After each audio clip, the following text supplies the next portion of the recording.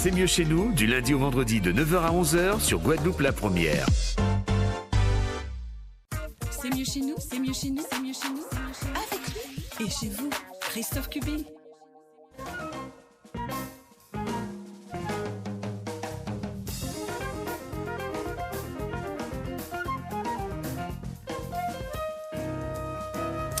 Et c'est le forum ce matin avec nos invités, Axel et moi, et les vôtres aussi, qui s'invitent chez vous, avec le docteur Daniela Broussillon, médecin coordonnateur du réseau Respiralisé. Vous êtes toujours là, docteur ? Oui, je suis là, Christophe. Les bras croisés, comme dirait l'autre. Et Marie-Claude Joseph, vous êtes là aussi. Je suis là. Tout va bien, vous ne manquez de rien? Non, ça va très bien, merci. Coordinatrice administrative du réseau Respiralisé. Et puis, on tentera de joindre tout à l'heure une maman, justement, d'une adolescente éduquée. Mais éduquée à quoi? Eh bien, justement, à prendre soin de son asthme. Parce que tous les premiers mardis de chaque mois de mai, chaque année, eh bien, on est là pour rappeler que l'asthme touche de nombreuses personnes, des petits comme des grands d'ailleurs. L'asthme, c'est à prendre très au sérieux. Alors, comment attrape-t-on de l'asthme, docteur Daniela Broussillon? Alors, comment attrape-t-on finit par être comment asthmatique? devient-on asthmatique? Effectivement, ce n'est pas une maladie qui s'attrape, une maladie contagieuse. C'est une maladie chronique qui ne guérit pas, mais on peut très bien vivre avec si on prend son traitement.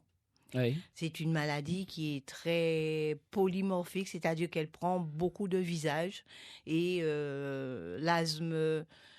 Les signes de l'asthme chez quelqu'un, c'est pas celui du voisin. Donc, les gens deviennent asthmatiques. Il y a un facteur prédisposition génétique. Toujours Toujours. Ah oui? Non, pas toujours. Pas toujours, d'accord. On peut avoir une prédisposition génétique, mais il y a des gens qui deviennent asthmatiques et qui n'ont pas cette prédisposition génétique. Donc, l'environnement joue énormément. Mmh. Et je lisais dans un article que toute personne exposée à des particules ou un environnement qui est toxique pourrait devenir asthmatique. Donc, le côté génétique n'est pas obligatoire. Il y a un facteur allergène aussi? Alors, effectivement, la majorité des asthmes sont d'origine allergique.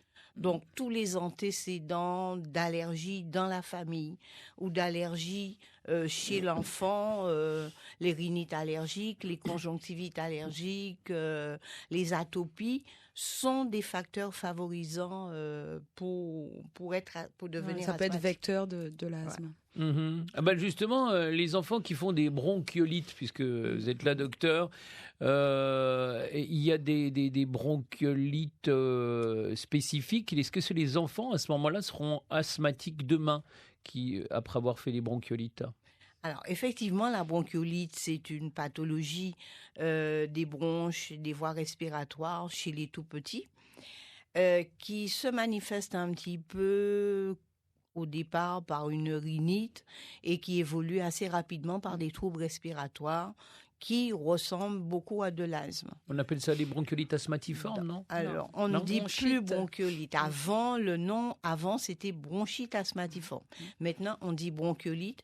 Et quand un enfant a fait 3 bronchiolites, on dit qu'il est asthmatique. Ah oui. Et il passe dans le traitement de prévention, traitement de fond de l'asthme.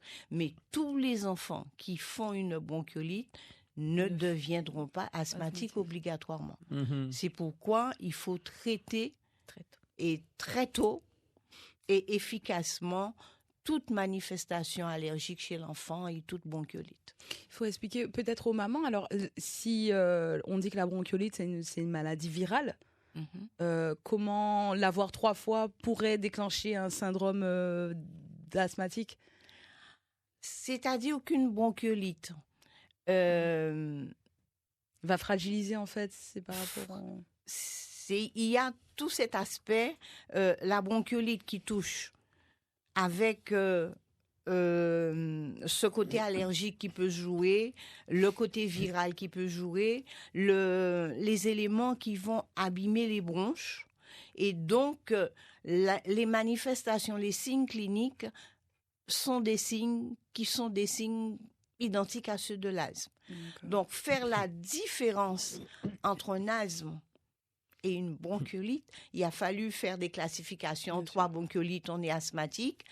Mais il n'y a pas, on ne peut pas faire de différence véritablement. Est-ce que l'enfant il n'y a pas une matrice figée en fait déjà à une génétique, à quelque chose, et qu'il sera asthmatique, même si il n'aurait pas eu de bronchiolite. C'est jusqu'à quel âge qu'on parle de bronchiolite et jusqu'à quel âge, à partir de quel âge humain qu'on parle d'asthme? Alors, il n'y a pas d'âge particulièrement. La bronchiolite jusqu'à 3 ans.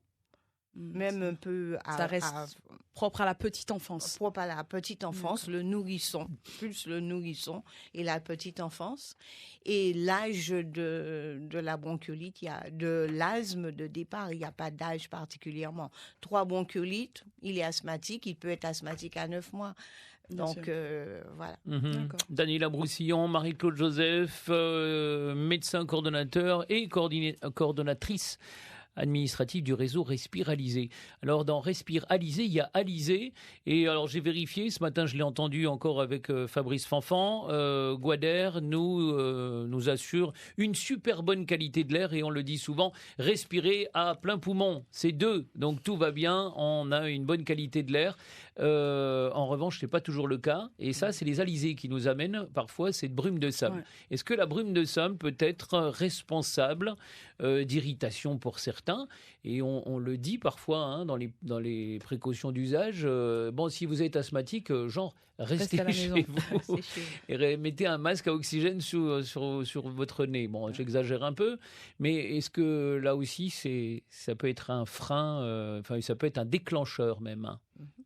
Oui, dans la mesure où l'asthme c'est une hyperréactivité bronchique à des microparticules. Les alizés nous emmènent tout ce qu'il y a dans l'air. Bon, on a ces brumes de sable ou les sables du Sahara, comme on dit, qui contiennent énormément de particules et autre chose. Il y a une étude qui a été lancée par Guader pour pouvoir connaître l'effectivement. Maintenant, c'est analysé par Guader. Avant, on disait juste, voilà, et c'est la qualité est mauvaise, elle est de 10, mais ça, c'était par rapport à l'épaisseur, le nombre de particules fines. Mais maintenant, on sait ce qu'il y a dedans. Oui, des études ont été lancées pour savoir. Il n'y a pas que du bon. Oui, parce que ça fait du bien. Ça vous inquiète, vous, en tant que médecin? C'est juste une parenthèse. Oui, ça, c'est inquiétant dans la mesure où, on l'a. Avant, on l'avait quelques fois, très rarement. Maintenant, c'est souvent. Et donc, dans les cabinets, en ville, on voit l'arrivée de patients, d'enfants, de personnes âgées qui sont de plus en plus gênés par ces particules et ces gaz qui sont contenus dans... Ou même des toux asthmatiformes, simplement des crises d'asthme peuvent être déclenchées, des exacerbations chez des enfants asthmatiques, ou alors un enfant qui n'était pas asthmatique, à ce moment-là, se révèle... Est-ce que les chiffres que j'annonçais tout à l'heure, je ne les ai pas inventés d'ailleurs, puisqu'on parlait de 18% des jeunes quasiment de 9-15 ans, c'est ça, si mes souvenirs sont bons, qui sont touchés par l'asthme. Et c'est bien plus c'est quasiment 2 fois plus qu'à l'échelle nationale. Alors, est-ce que c'est lié, par exemple, à cette pollution, cette brume de sable qui est de plus en plus persistante chez nous? Par exemple, c'est juste mais à quel moment on a un facteur déclenchant pour ces jeunes-là? Ici, effectivement, c'est beaucoup plus important qu'en métropole, mais en métropole aussi, on observe que l'asthme augmente aussi. En fonction des régions aussi. Pourquoi? Parce que non seulement dehors, c'est pollué, mais à l'intérieur aussi. De plus en plus, l'intérieur est pollué. C'est-à-dire que les meubles que vous mettez chez vous, il y a aussi des choses dedans. Je vais dire les pchit pour ne pas les nommer, donc insecticides et tout ça. Même les huiles essentielles. Voilà. Tout ça, on a le modernisme à rajouter des choses à l'intérieur. Nous, avant, nos parents, on ouvrait. On aérait, vous voulez dire. On ouvrait les fenêtres. Oui. Ouais. Maintenant, on n'a plus le temps le matin, on part très tôt, on n'a même pas le temps d'ouvrir pour aérer. Or, on dit qu'il faudrait aérer au moins 10 minutes. Maintenant aussi, on met des rideaux pour empêcher le soleil de rentrer parce qu'il va abîmer les meubles.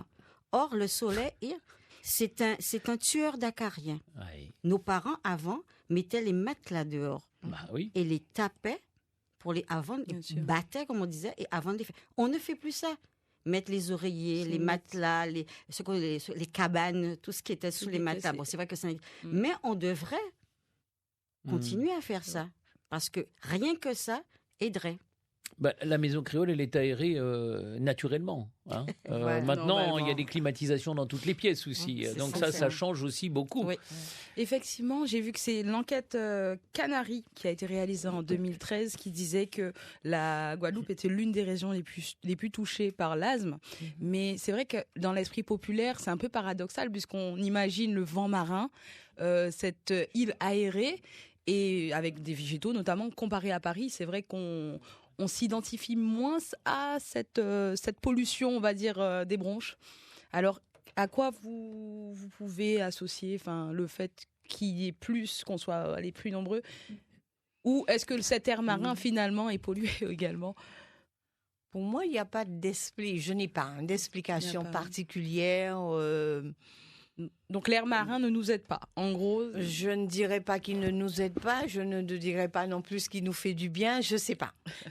Bon, c'est sûr que je sais que les alizés emmènent des produits, des particules, des éléments qui sont étrangers et qui irritent les bronches.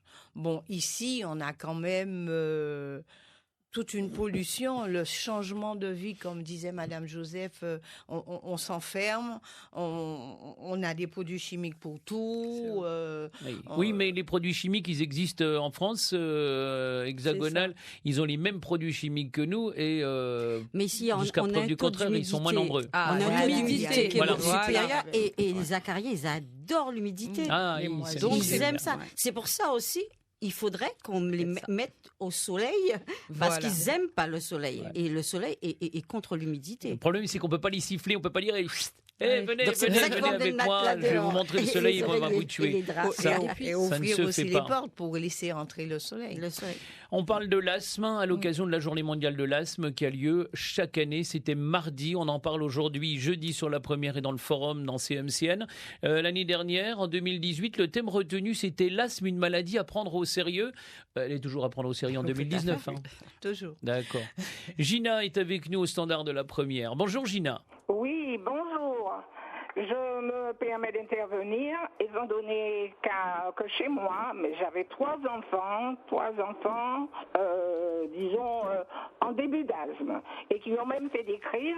Entre autres, j'ai une fille à qui on avait donné à l'hôpital. Elle avait une urgence, elle avait des maux de tête, puis début de crise d'asthme. Donc, moi étant en mesure d'avancer la situation, je l'ai amenée à l'hôpital. Et qu'est-ce qu'on lui a donné? Un comprimé d'aspirine ou de je ne sais quoi, quelque chose à base d'aspirine ou d'Oliprane, j'oublie. Et finalement, la crise s'est accentuée. Et affolée, je l'ai emmené voir un médecin spécialiste de l'asthme qui lui a donné un traitement à suivre avec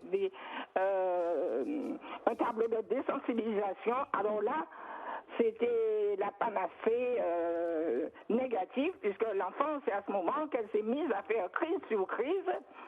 Et j'ai décidé, moi, de prendre la chose en main. Il y a beaucoup de choses. J'ai arrêté carrément le traitement de désensibilisation, puisque c'est après chaque piqûre de désensibilisation qu'elle faisait des crises successives toute la journée. Moi, ça m'affolait. Et donc, j'ai pris la chose en main et j'ai arrêté la désensibilisation. Je l'ai fait voir par un médecin qui n'est plus de ce monde, malheureusement, qui a décidé de contourner la situation. Alors, c'était des piqûres anticoagulants. D'accord. Et je vous assure c'était une gamine, c'était pas psychologique, eh bien, l'asthme s'était arrêté. Elle est partie faire des études en France. Mes 3 enfants avaient aussi, les 2 autres avaient aussi des problèmes. Dans leur chambre, ils avaient mis une moquette. Et là, en début d'hiver... Parce qu'on fait de mieux la moquette. Catastrophe. Et les acariens, ils aiment bien la moquette. Donc, ils m'ont appelé, j'ai posé des questions, j'ai demandé qu'on enlève la moquette, que la maison, même en plein hiver, enfin, pendant quelques heures, reste ouverte. Et voilà, ça s'est calmé. Et maintenant, je vous dirai, plus de crise. Alors, par contre, je conseillerais aux gens, c'est l'expérience qui me fait le dire, d'arrêter d'acheter les sentibons, comme la dame vient de dire. Les produits chimiques à aérosols. À la télé, et tout ça. Nous avons tout ce qu'il faut à partir de nos feuillages pour faire sentir bon la maison. Parce qu'avant, je me rappelle, ma grand-mère allait au marché, elle achetait un tas de feuilles, elle mettait dans l'eau, c'est avec ça qu'on nettoyait la maison. C'est bon, mais toute qualité, ça sentait bon. Et on inhalait quelque chose de très naturel. Maintenant, tous ces produits qu'on met dans les WC, alors avant que les invités arrivent, on pique partout. Vous qui avez fait ça, moi pas grave. On met des espèces de pilules, pas pilules, des capsules à droite, à gauche, sous le canapé. Non, il faut arrêter ça. Même pour le WC, il y a plein de choses naturelles et plus légères. Plus écologiques. Plus légères qu'on peut utiliser. Alors arrêtons. D'accord. Chaque fois mettre, des fois l'asthme est peut-être héréditaire, mais le plus souvent, chez nous, en Guadeloupe, il faut chercher les moquettes à nous arrêter de mettre ça. Je le dis par expérience. Merci Gina, merci de votre intervention. Très bonne journée. Au revoir. L'aspirine, c'est ce que vous prodiguez également, vous, docteur? Non, elle a dit aspirine ou Doliprane. Bon. Alors, Doliprane, c'est du paracétamol. Je pense que ce serait plus du paracétamol, pas de l'aspirine. En général, on évite l'aspirine chez les asthmatiques. Souvent, il y a des allergies à ces produits. Ben, je voudrais dire à cette dame Gina, que bon, toutes les mesures de prévention qu'elle a prises là sont bien et que bon, beaucoup devraient les suivre. Je n'interviendrai pas sur le contenu des traitements puisque anticoagulants. Puisque on devrait avoir beaucoup plus de précision et c'est au cas par cas. Donc je n'interviendrai pas là-dessus. On parle de l'asthme aujourd'hui. Si vous avez des réactions, si vous voulez poser des questions, évidemment, vous pouvez le faire. On va tenter de joindre une maman éduquée, comme on dit, non? C'est ça. C'est son enfant. C'est son enfant qui est asthmatique, une adolescente. Oui, mais peut-être je pourrais expliquer ce que ça veut dire, éduquer. Mais vous allez nous le dire tout à l'heure. Parce que là, on fait une petite pause et on revient ensuite après. Merci beaucoup, à tout de suite. Allez, respirez à plein poumon, on a le droit. Quoique, dehors, c'est 2 pour l'indice Atmo. Mais en ce qui concerne le studio, je ne sais pas ce que vous en pensez, docteur Broussillon, mais on fait mieux quand même la moquette, c'est pas top. On est enfermé. D'accord, vous êtes médecin coordonnateur du réseau Respiralisé. Marie-Claude Joseph, vous êtes coordinatrice administrative du réseau Respiralisé également. Un réseau Respiralisé qui éduque les asthmatiques de Guadeloupe, c'est un peu ça? Oui, on va dire ça comme ça. Bon, alors, qu'est-ce que ça veut dire être éduqué? Donc, quand même, depuis qu'on a commencé à parler, le tableau n'est pas très terrible. On a un peu noirci le tableau pour l'asthmatique, sauf que non, il y a une solution. Donc, ce qui se passe, c'est que les médecins peuvent, comme on dit chez nous, inclure leurs patients au réseau Respiralisé du GIPRASPEG.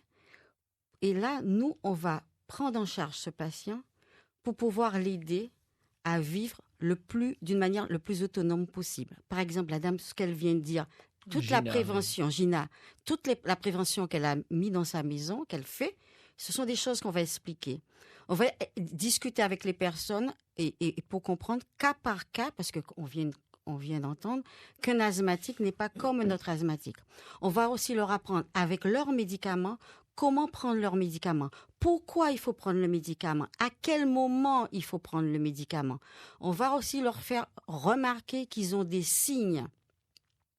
Parce que vous avez parlé de tout, vous avez dit tout asthmatiforme. Oui. Tout asthmatiforme, par exemple. Alors, ça, c'est un signe. Quelqu'un qui est asthmatique commence à tousser alors que nous sommes très bien là, il saura que s'il a commencé à tousser, c'est qu'il y a quelque chose qui le dérange. Il y a un déclencheur. Voilà, d'accord. La grippe, une grippe ça peut être rien du tout pour nous. Ça va passer tout seul. Un asthmatique, quand il est grippé, il a des précautions à prendre. Et on va lui expliquer tout ça. Mais tout ça, je vais préférer laisser le parent que vous allez avoir tout à l'heure vous expliquer comment ça s'est passé pour elle. Et comment ça s'est passé pour sa fille. Vous voulez dire la maman qui est avec nous au téléphone, c'est Natou. Bonjour Natou. Oui, bonjour. Bienvenue. Sandrine.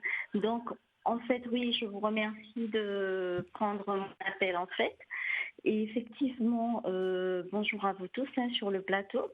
Donc, j'ai eu l'occasion effectivement d'avoir contact avec l'UTEC par rapport à... C'est quoi l'UTEC? L'UETP, l'unité d'éducation thérapeutique. D'accord, ok, très bien. Tout à fait.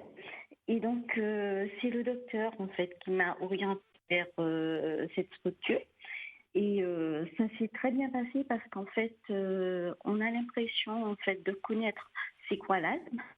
Et en réalité, les informations qui sont données ont pour objectif de mieux maîtriser l'asthme, les tenants et aboutissants, mais c'est surtout de créer un cadre de vie pour mieux accompagner ma fille et éviter en fait que les crises interviennent. Elle est à un stade assez sévère de l'asthme, si je comprends. Non, pas spécialement. Non. Donc il y a eu sur la forme plusieurs séances et sur le fond en fait il y a des informations qui ont été données permettent de mieux comprendre ce qu'est l'asthme, la manifestation, les différents l'appareil respiratoire de manière générale et comment ça fonctionne quand il y a une crise d'asthme dans un premier temps. Donc ensuite, il y a eu des informations qui ont été données pour permettre de comprendre déjà de comprendre comment les manifestations se font au niveau du corps et aussi au niveau de l'environnement, de pouvoir créer un contexte qui puisse éviter que les crises se produisent. Est-ce que vous, par exemple, chez vous, Natou, maman d'une adolescente, qu'on appelle éduquée, informée, vous êtes informée sur le sujet, vous savez comment faire. Est-ce que vous avez banni certains produits de la maison, par exemple, que vous utilisiez, ou est-ce que ça n'a pas été le cas, besoin ? Alors, ça n'a pas été le cas de bannir certains produits. Quand vous parlez de produits, je pense que c'est des produits d'entretien. Oui. Donc, non, ça n'a pas été nécessaire. Par contre, c'est surtout une hygiène qui est importante de manière régulière, je vais dire quasi régulière, et surtout une bonne aération pour permettre à l'air de circuler. Oui, c'est ce que nous disait tout à l'heure Marie-Claude Joseph. Donc aérer, ça c'est essentiel quand on a une enfant ou qu'on est nous-mêmes asthmatiques. Votre enfant prend quel traitement ? Alors, il y a un traitement de fond, d'accord, et il y a aussi un traitement en cas de crise. Donc, au niveau des séances aussi qui ont été mises en place, donc on apprend en tant que parent la nécessité de bien suivre le traitement de fond pour éviter l'apparition de crise. Et donc, effectivement, si le traitement de fond est bien établi, il n'y a pas, et que tous les allergènes, l'environnement soit adapté, il n'y a pas forcément de crise qui interviennent. Docteur Broussillon, est-ce qu'on en est toujours à la ventoline ou est-ce qu'on a progressé sur les moyens pour éviter les crises ? Pour la ventoline n'est pas un traitement pour éviter la crise. C'est un traitement de crise. Et la ventoline et un certain nombre de génériques restent toujours toujours d'actualité. Natou, votre enfant fait... Alors, moi, c'est Oui. Sandrine, excusez-moi.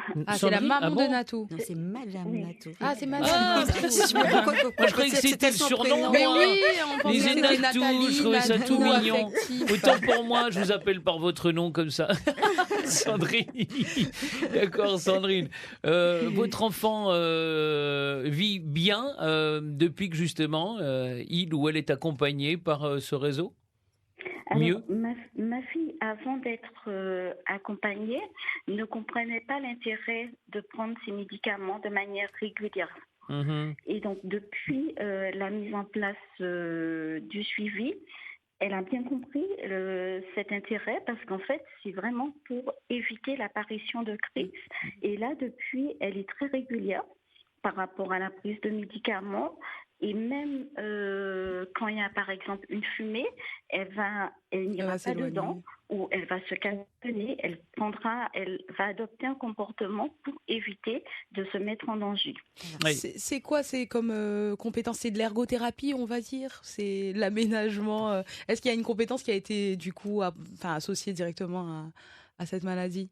Par exemple, une personne qui a des mobilités réduites va voir un ergothérapeute pour aménager sa maison. Dans ce cas-là. Pour l'instant, ça n'existe. Je n'en connais pas, mais je pense qu'il y a un métier conseillère en environnement. Ça existe. Je ne sais pas s'il y en a ici, mais conseillère en environnement, oui. Mais ce n'est pas connu. Merci Sandrine de votre intervention. On va poursuivre. Merci de nous avoir accordé un petit peu de votre temps. Courage à la petite. Mes amitiés à votre enfant également. D'accord ? Merci, au revoir. Et puis pour revenir sur ce que Sandrine nous disait en lien avec la fumée, et on y revient, j'y reviens, et les boucans, c'est une tradition chez nous peut-être, mais il faut avoir en tête que si vous, ça ne vous gêne pas, moi ça ne me gêne pas spécialement. J'ai été élevé justement dans cette tradition-là aussi. En revanche, il faut penser que votre petit voisin, lui, il faut juste penser à son voisin, à l'autre. C'est pas toujours le cas. Et lui, ça peut lui causer de gros problèmes liés à la fumée. Alors vous, ça ne vous dérange pas, mais le faites pas juste pour votre voisin parce que vous ne savez pas s'il est asthmatique, docteur. Oui, effectivement, j'ai vécu, pas avec la fumée, mais avec une entreprise de menuiserie qui vernissait ses meubles. Et chaque fois qu'il y avait cette tâche, la patiente d'à côté qui était ma patiente, il fallait lui appeler le SAMU. Voilà. C'est ça. Et malgré les essais, on n'est jamais arrivé à le faire il y a quelque arrêter chose d'ancré, ou mettre une protection telle que... Donc, on met en danger la vie de ses voisins quand on fait ce genre de choses. Ce n'est pas pour vous embêter qu'un voisin vient vous dire ne brûlez pas. Mais d'autant que c'est interdit, mais bon. Oui, mais ça personne se fait ne le fait respecter, c'est clair. Je pense que personne ne fait respecter ça. Un certain nombre de lois. Mais il y a quelque chose qu'on n'en parle pas beaucoup, et parce que je l'ai vécu, moi, avec mes enfants, puisque mes enfants sont asthmatiques, c'est les voitures que vous suivez, vous êtes dans un embouteillage. Et qui sont mal réglés, je vais dire ça comme ça, et qui vous balancent leur fumée. La personne qui est enfermée, elle conduit, elle ne sait pas si derrière, il n'y a pas justement quelqu'un d'autre, et qui peut être le chauffeur. Donc, imaginez que vous conduisez, vous respirez ça, mais la et fumée vous êtes noire, asthmatique. visiblement, il y a un problème. Donc, moi, ça m'est arrivé plus d'une fois d'avoir à me garer et laisser la voiture... Ah oui. Je vous confirme, moi aussi, ça m'arrive. D'accord. Et laisser la voiture partir pour que... On va prendre le temps. Donc, il faudrait que les gens fassent un petit peu avant que Petroni intervienne, Axel. Oui, j'ai lu aussi également que l'asthme est un vecteur d'obésité. Par quel biais? Est-ce que c'est... Tu n'as pas entendu parler de ça? Oui, l'asthme est un vecteur... Alors, il me semblerait qu'il s'agisse du développement respiratoire, forcément, qui permet de la croissance. Donc, est-ce que vous avez des informations là-dessus? Non. Où est-ce que tu as écoute, fait ces je trouvailles me suis documentalisée, effectivement. Il semblerait que ça soit... Il y a un étroit lien entre l'asthme et l'obésité. Bon, on va creuser. Hein. Voilà. Je voulais juste dire quelque chose sur l'éducation thérapeutique. Parce que souvent, on confond l'éducation thérapeutique et l'information. La différence, c'est que en éducation thérapeutique, on intervient à partir d'un patient, à partir de ses besoins, à partir de sa demande. Ce ne sont pas les informations qu'on aura à une journée santé, qu'on aura à la télé. C'est une information personnalisée pour que le patient et sa famille se prennent en charge et acquièrent une autonomie. Oui, non. Et peut-être peut-on être un asthmatique qui s'ignore, docteur? Oui. On peut être un asthmatique qui s'ignore si on n'a jamais fait de grosses crises. Si on tousse une tousse sèche tous les soirs, épisodiquement. Mais c'est un signe d'asthme. Ou alors, on monte un escalier ou à l'effort, au sport, on peut se sentir essoufflé, mais on dit, c'est pas grave, ça passe. Et ça siffle pas pour autant. Ça siffle pas obligatoirement pour autant. Ou ça peut siffler un peu, mais quand on arrête le sport, ça s'est arrêté. Mais ça peut être de l'asthme qui démarre et qu'il faut prendre en charge. Pétronie, auditrice avec nous et qui a été patiente. Bonjour Pétronie. Oui, bonjour. Bienvenue. Guadeloupe, la première. Je vais vous raconter mon cas. J'étais en métropole et comme j'ai deux enfants, alors moi, comme je n'avais pas les moyens, je ne prenais jamais de vacances, mais j'envoyais les enfants en vacances et je profitais pour travailler. Et à la suite d'une mauvaise grippe, j'étais devenu asthmatique. Et quand les congés bonifiés sont arrivés, j'ai pu partir 2 mois. Arrivé ici, au fur et à mesure, je me sentais bien. Et je suis reparti. J'ai plus de problèmes d'asthmatique et je me vaccine même pas contre la grippe. J'ai rien du tout. C'est parti comme ça, comme c'est venu. Et pourtant, comme nous le disait tout à l'heure Marie-Louise, c'est que c'est humide chez nous, donc le terrain est plus propice. Non, mais au soleil, hein. Oui, oui, mais c'est humide. C'est pas parce qu'il fait soleil que ça n'est pas humide. Je ne sais pas, j'étais à la plage, je me douais, tout ça, mais je ne sais pas, c'est parti. Donc c'est un climat qui... Oui, je ne sais pas, mais c'était à la suite d'une mauvaise grippe mal soignée. Oui. Oui, quand j'étais asthmatique, on m'a donné un traitement, bien sûr. Et maintenant, tout va bien. Oui, jusqu'à maintenant. Ah, mais c'est l'air de la Guadeloupe qui vous va bien, surtout, Pétronie, c'est ça. Je suis né dedans. Eh oui, c'est ça. Bonne journée, Pétronie, merci. Oui, vous aussi, merci de votre émission. Merci de votre fidélité, au revoir. Merci, au revoir. Le forum et l'asthme, on y revient juste après ces conseils. C'est le forum, la suite dans CMCN. Axel est à mes côtés et on reçoit le réseau Alizé. Respire Alizé.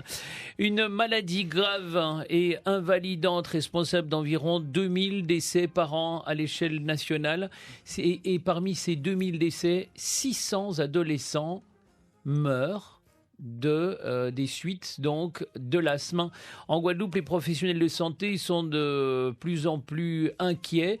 Pneumologues, urgentistes, réanimateurs, une augmentation de la fréquence de l'asthme chez nous en Guadeloupe, jusqu'à la mortalité, un décalage entre l'évolution des traitements et les résultats observés. Est-ce que justement on fait suffisamment d'études, ou en tout cas on travaille suffisamment, la recherche avance sur ce sujet-là?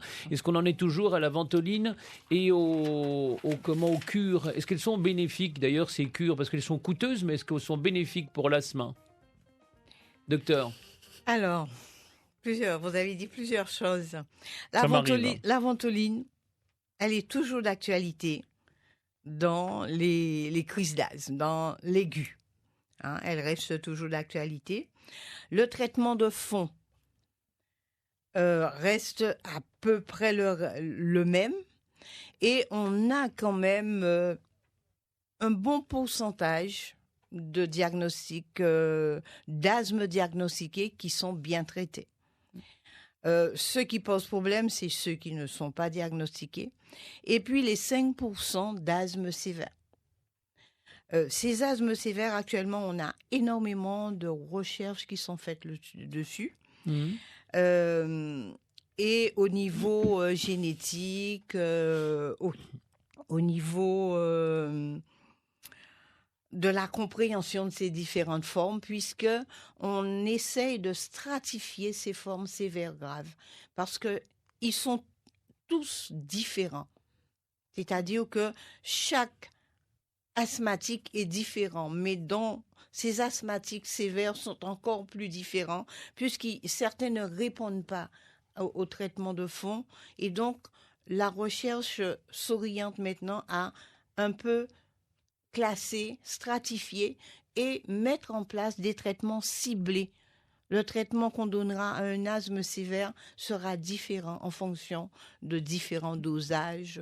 On s'oriente vers l'immunothérapie, on s'oriente vers des injections d'anticorps, même une vaccination pour les asthmes allergiques. Donc la recherche évolue beaucoup dans ce sens parce que c'est surtout à ce niveau-là qu'on trouve les décès, les asthmes compliqués.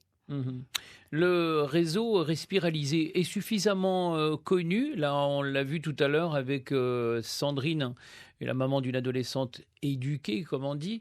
Elle a été orientée, aiguillée par son médecin de santé. Est-ce que vous, Marie-Claude Joseph, puisque vous êtes coordinatrice du réseau Respiralisé, est-ce que maintenant la totalité des médecins qui sont confrontés à ce type de pathologie savent que voilà, ce réseau, il existe et c'est profitable pour ceux qui sont touchés?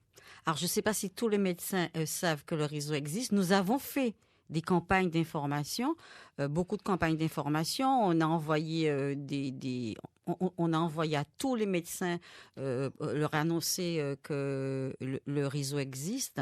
Mais on sait aussi que les médecins reçoivent tellement d'informations. Alors peut-être pour certains médecins, l'information est passée à l'as. Donc on essaie aussi, lorsqu'on est sur des comment on dit ça, des campagnes, des villages. Des séminaires. Voilà, on parle. Et ce que nous essayons de faire, c'est mettre en place. Enfin, il y a une association de patients qui existe. Donc, on essaie maintenant de faire que cette association de patients qui s'appelle Carus Souffle, monte en puissance.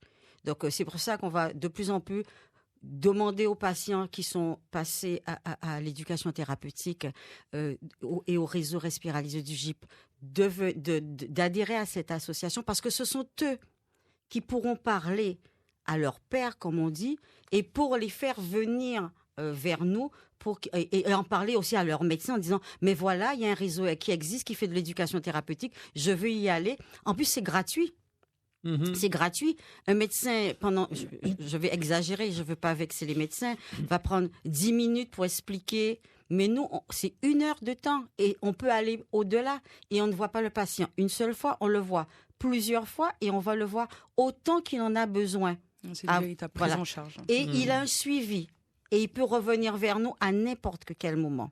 D'accord. Est-ce que, docteur, le sport est bon pour la santé quand on est asthmatique? Parce que quand on est asthmatique, on peut avoir une impression d'asphyxier, de ne pas avoir assez d'air. Est-ce que c'est bénéfique dans tous les cas de figure? Alors, tous les sports sont autorisés. Parlez bien dans le micro, s'il vous plaît. Oui, tous les sports sont autorisés et même conseillés, puisque ça permet d'acquérir une capacité respiratoire, de mieux respirer et tout, sauf la plongée, qui est le seul sport qui est contre-indiqué. La plongée sous-marine, vous voulez dire ? Donc avoir de respirer l'air dans une bouteille. Exactement, la plongée sous-marine avec bouteille. Et donc, effectivement, si quelqu'un est asthmatique, il faut s'assurer d'abord qu'il prend son traitement de fond, qu'il ne se trouve pas dans une atmosphère, il n'ira pas faire de la bicyclette le jour où il y a de la brume de sable et qu'on est à 10% au niveau de Guadère. Ouais. Donc, mais avec un certain nombre de précautions, on peut faire tous les sports. Et on a de très grands champions qui sont asthmatiques. Et est-ce qu'il y a aussi, docteur, un aspect aussi psychologique, psychosomatique? Est-ce que ça peut être mental aussi quand quelqu'un un asthmatique qui oublie sa ventoline? À ce moment-là, ça peut arriver qu'il a tellement de stress de ne pas avoir cette bouée sur laquelle il pourra se poser qu'il va paniquer, il va déclencher une crise d'asthme, comme on dit. Le stress, c'est un facteur déclenchant de la crise d'asthme. Oui. Le stress, quelqu'un qui a un gros choc, agréable ou désagréable, peut déclencher une crise d'asthme. Donc, un fou rire déclenche une crise d'asthme. En fait, à partir du moment où... il faut arrêter de rigoler, en gros, c'est ça, Marie. Il y a une fragilité du poumon. En fait, à partir du moment où il est stimulé de façon peut-être un peu trop brute pour lui. C'est-à-dire que, par exemple, en faisant du sport, il faut faire attention à aller progressivement parce que le froid, le changement brutal de température peut entraîner une crise aussi. Donc, il faut que la personne s'échauffe, boire beaucoup d'eau, prend le temps, et donc ça permet. Je crois que vous ne m'avez pas répondu à la question sur les cures aussi. Alors, sur les cures, la cure en elle-même, c'est un changement d'environnement. Et quand on sait que l'environnement agit sur les crises... Comme nous le disait Petroni tout à l'heure, justement. Voilà. Donc, quand on monte au Mont d'Or, dans la montagne, où c'est pas pollué... donc, la cure dans la vie d'un asthmatique ne peut pas lui faire du mal dans la mesure où ça lui permet de sortir d'un environnement qui lui est néfaste. Et ça lui permet aussi d'apprendre, on lui fait de l'éducation thérapeutique, on lui fait de la kiné, donc il apprend à gérer, à mieux respirer, à respirer. D'accord, ça lui fait du bien, mais est-ce que ça peut le guérir? Mais ça ne guérit pas, ça il faut le dire, ça ne guérit pas, ça ne guérit pas. Très bien, merci beaucoup. On aura fait presque le tour. Sinon, comment fait-on pour rejoindre ce réseau Respiralisé, pour s'appuyer sur vous, pour avoir des conseils? Eh bien, il suffit de m'appeler. Ah ben c'est simple alors, appelez Marie-Claude Joseph. Tout le monde a le numéro de Marie-Claude Joseph. Inutile de le rappeler. Alors au 05 90 47 17 00, donc c'est le GIPRASPEG. Donc quand les personnes vont appeler, on va leur dire c'est le GIPRASPEG. Ils demandent à parler pour quelqu'un qui travaille pour le réseau Respiralisé. Donc, moi, Madame Joseph Marie-Claude. Ah oui, le 0590, donc 47 17 00. Voilà. Pour vous joindre. Merci beaucoup, docteur Daniela Broussillon, médecin coordonnateur du réseau Respiralisé. Merci également à Marie-Claude Joseph, coordinatrice administrative du réseau Respiralisé, que vous pouvez joindre à quel numéro encore? Au 0590 47 17 00. Et on se donne rendez-vous l'année prochaine, hein, c'est ça? À l'année prochaine. Comme l'année précédente. Rentrez bien, merci beaucoup. Retrouvez C'est mieux chez nous du lundi au vendredi de 9h à 11h sur Guadeloupe la Première. La Première.